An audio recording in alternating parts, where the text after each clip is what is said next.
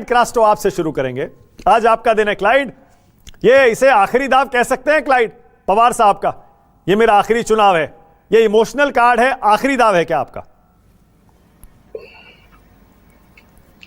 देखिए मानक, ये आखिरी दाव नहीं है। पवार साहब की बहुत लंबी उम्र है, लंबी उम्र रहेगी और वो आने वाले चुनाव में भी लड़ेंगे। पर एक उन्होंने अपना एक मंतव्य व्यक्त किया है कि शायद आखिरी चुनाव हो, लेकिन जहां हम है और हम जानते हैं कि वो आगे भी हमें नेतृत्व करेंगे और हमें कई सारे चुनाव में वो नेतृत्व करके हमें जिताएंगे।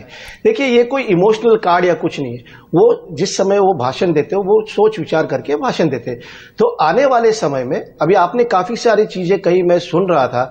आपने एक बात ऐसी कही कि भाई बारामती में 1,65,000 वोटों से अजीत पवार जी पिछले टाइम पर जो विधानसभा के चुनाव है उतने मार्जिन से वो जीते थे।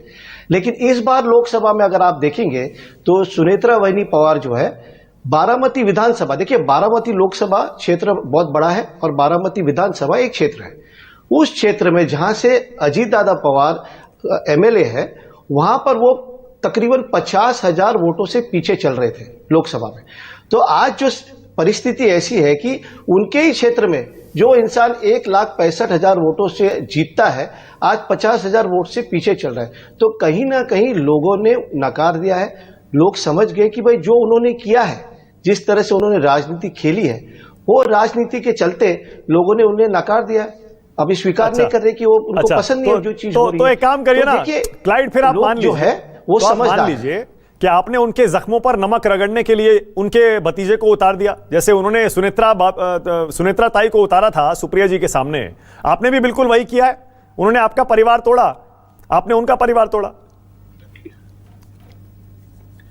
क्यों था परिवार तोड़ा? किसने परिवार तोड़ा? किसी ने? उन्होंने परिवार, तो वो परिवार छोड़कर गए, वो तोड़कर नहीं गए, छोड़कर गए। समझ लीजिए बात।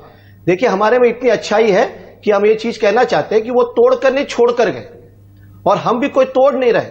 योगेंद्र पवार एक सशक्त और युवा नेता है, अच्छा काम करे। उनका भी काम जो वहां पर आए, ठीक है, अजीत दादा पवार उम्र में बड़े हैं, उनके चाचा है, तो उसकी वजह से वो ओवर शैडो हो जाते, लेकिन उनका भी काम है। तो अगर योगेंद्र पवार को अगर आगे बढ़ना है तो क्यों रोके उन्हें? तो कोई तोड़ नहीं रहा है। हम जोड़ने की कोशिश कर रहे थे, वो छोड़कर चले गए। ये बात है। ठीक है, ओके।